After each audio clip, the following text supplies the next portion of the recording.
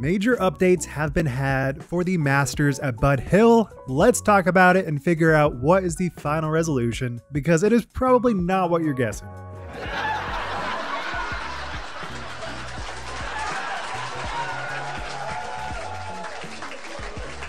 Alright, so just a quick recap in case you didn't watch my previous video. The tournament director, Johnathan Ray, which was affiliated with Dynamic, but not officially employed with Dynamic, which is a bit odd because he was listed under their site as a touring and promotions person, but not truly affiliated, just somebody that was a vendor for Dynamic. He has been running a lot of events over the past few years, and this one tournament called the Masters at Bud Hill is an A tier scheduled for the middle of next month. And a bunch of players were asking for refunds, and it was just met with nothing. And then officially we had an update from Johnathan Ray stating that he's actually been using all these funds for non-tournament purposes, and it's just kind of worked out because he had enough money to actually make the other events happen, so it never really caught up with him until this very event, in which case he had over 200 registered players at $150 a piece, and he could not afford to do the event, so it was left uncanceled until this new update, in which case everything changed. So of course Johnathan Ray is officially not associated with this event anymore, which, I mean, thank God. That would have been terrible if he was still running it, but he gives an additional update stating, first, no money was spent on medical bills, there was no fishing trips, I was in a very dark place trying to find my way out and some kind of way to salvage this. People started getting worried because I wasn't answering my phone and I lied and said I was fishing. I was not. I was hiding in a state park in Indiana. Goes on to state how it's not affiliated with Dynamic. He's never been a Dynamic employee,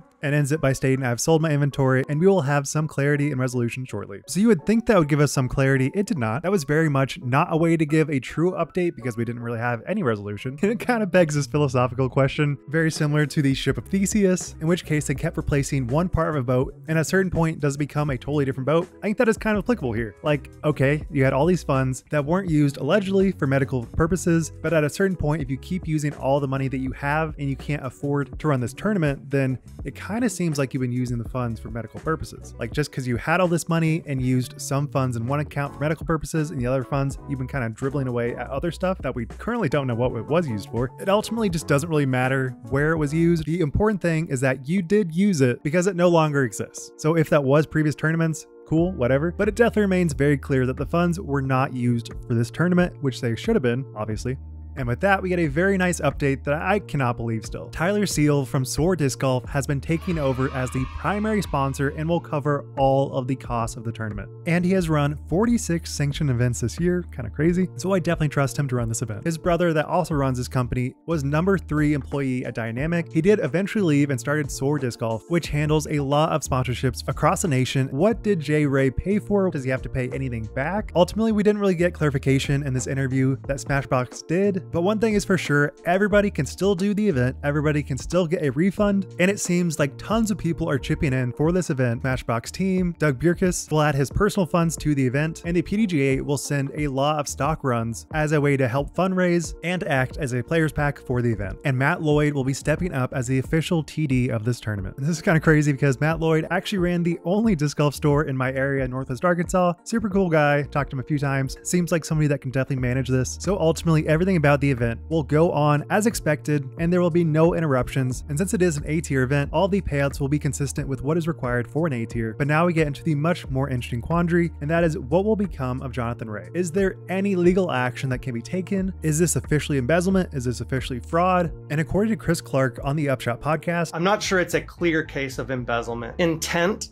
is an element of embezzlement. So in order for the crime of embezzlement to be successfully proven in court, you must prove that the defendant had the intent to deprive people of their money. But I think there may be a proof problem with this intent element. Johnathan Ray has been extremely, perhaps overly transparent, more perhaps something rooted in negligence rather than intent.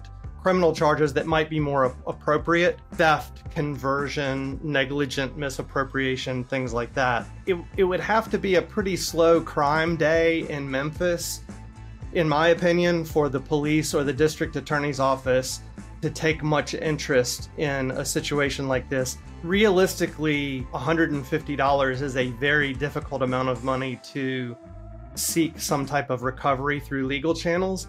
And frankly, $30,000 is a difficult amount to seek some type of recovery through legal channels. And since I'm not a lawyer, I can't really state this isn't intent, but for me personally, I feel like if you've been hiding it until the very last moment, essentially, of this tournament, I feel like that is sufficient evidence for intent. But again, I'm not a lawyer, Chris Clark is, so him stating that the intent wasn't truly there is a bit disheartening to hear, but it does make sense. And then Chris goes on to state that he can use all those funds for anything personal, it does not matter, as long as he does fulfill his part of the contract and give every player what was expected and what they paid for. They could pay all their registration money early in the year and he could take that money and go on a vacation in the Caribbean if he wants to, as long as he delivers what he legally promised to deliver. People who have asked for their registration money back will get it. Probably if those things happen, it would be unlikely even for any criminal charges to be appropriate here. It sounds like it is unlikely he has any money or assets or resources with which to pay a judgment. So if somehow someone could get a $30,000 judgment against him in court, it probably wouldn't be worth very much. Unfortunately, I think this is just one of those situations where the amount of money that is in controversy doesn't justify civil legal action, unfortunately. I think it's likely the elements of some crime have been met here. So I think he probably, if a police force and a district attorney's office were so inclined, they could probably get some type of criminal charges to stick to him. Which obviously, as a player, it just kind of feels like annoying and kind of irritating. And so it kind of ends with a bit of a whimper. There is probably no legal action, no civil case, no criminal case. And since he is not really affiliated with DD, probably not going to do anything there other than probably just like cut his ability to order more product and be a vendor. And essentially everything has been bailed out, so nobody is truly harmed. But we are met with a situation where he was able to use all of these funds for personal use, and we still do not know what those uses are. And in all reality, the PDGA will probably not do anything for future changes.